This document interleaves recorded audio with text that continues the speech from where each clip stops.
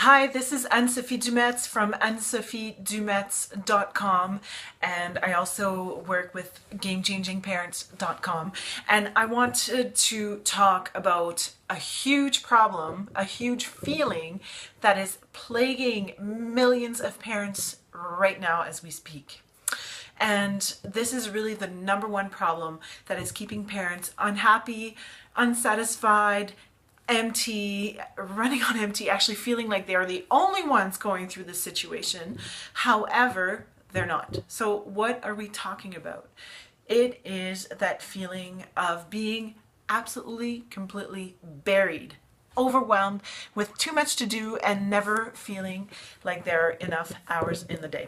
So the situation of overwhelm is really something that comes up a lot for parents, especially with kids who are young, and either whether you're a single parent or whether you are in a family that is reconstituted, or you're working from home, stay-at-home parent, or you're running a crazy busy career. All of those cases, in every aspect, there is a critical risk of being in that constant state of overwhelm. So what is overwhelm? Overwhelm is basically that feeling of having too much to do. You're too busy and there is not enough hours in the day. You're feeling buried by the life that you are creating for yourself, and that is not a good feeling. And essentially what's going on is you're living in a world of shoulds, woulds, and coulds, and going to bed every night feeling like, I didn't even get halfway through my list. What's up with that? So there is absolutely no time left for yourself in this situation, and you're probably, if you're going through the overwhelm, experiencing overscheduling, which means that there are only a certain amount of hours during the day. However, you're not able to schedule appropriately. There's always something that falls off at the end of the day, and typically the things that don't get done are the things that make you feel good. So those will be those self-care routines, like even taking a bath, taking some time to journal, taking some time to talk with a good friend and feel supported and feel loved. So those are the activities that tend not to happen. And there could be also more important activities, such as sitting down and looking at your budget together with your partner and finances, which I know is not always sexy, but it does have to happen. So why is it important to talk about overwhelm and how to deal with it as a parent who has young kids and who is juggling a lot of priorities? Well, overwhelm on its own will not just magically go away. So there is no magic wand that just poof removes the overwhelm and that feeling. And when somebody is living in a constant state of overwhelm, they're kind of crazy busy, running around, they're talking fast, and they're like hyperventilating, trying to get everything done. And so that obviously doesn't feel good, does it? Even just me saying it that way, you're probably like, that's too much. But yeah, I get it, right? It's that sense of just chasing after your own tail. And so when you're in that state, how can you feel good? How can you actually feel good and feel happy? And how can you and your partner and your kids feel good and feel happy when you're constantly in that state of overwhelm? It's very difficult. And what that can create is that adds stress and strain on your relationship, not only with yourself, because you're never good enough, you're never reaching the bar that you've set a little bit too high there. You're also becoming more strained in all of your core relationships. So the relationship with you, the relationships with the people you love most in your life might become a bit more stressed and strained, especially if both you and your partner are in overwhelm, and that creates stress in your relationship with your children.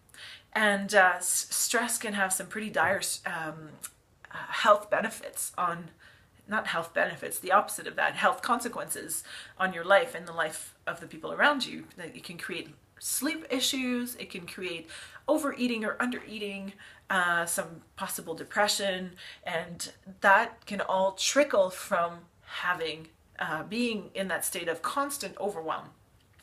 So Also, what it can create is a sense that there is not time for what is important to you. So in your relationship with your partner, it could mean that perhaps your sex life is suffering and there is just never time to create that bond and that intimacy which got you together in the first place, and really explore what it's like to be together fruitfully.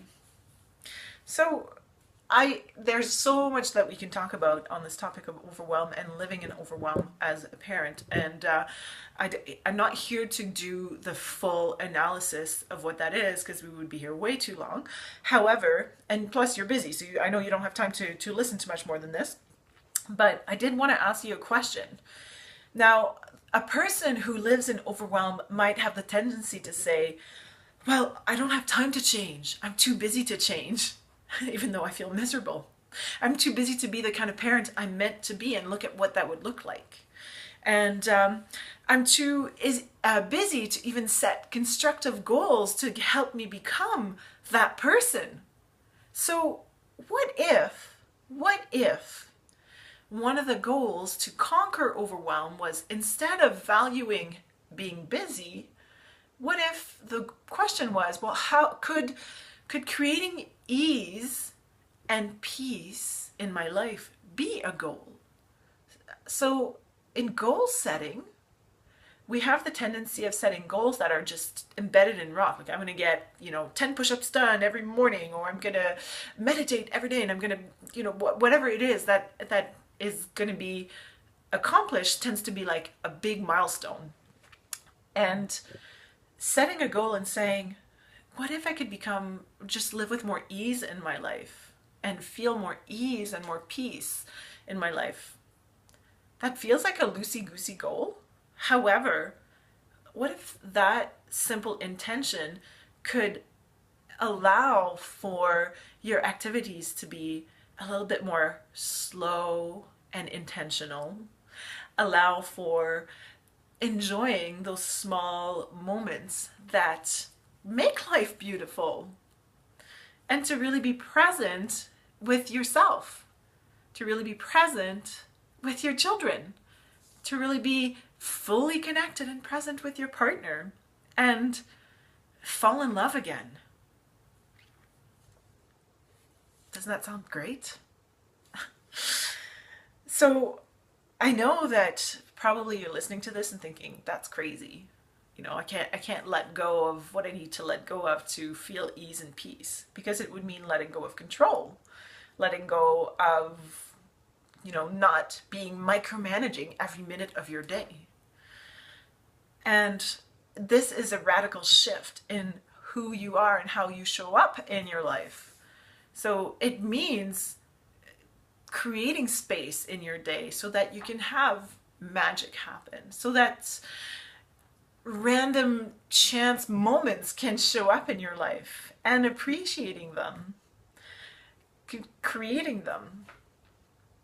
So I'm going to leave it at this because I know you're busy, but I do want to challenge you and invite you to create the sense of ease and the sense of peace, and see, like, what if in my day today, my sole goal, my sole intention were just to be a bit more peaceful, a bit more easeful, and let go of what I can't control, so I can just enjoy my day more and be more in love with my life and the people who are in my life with me.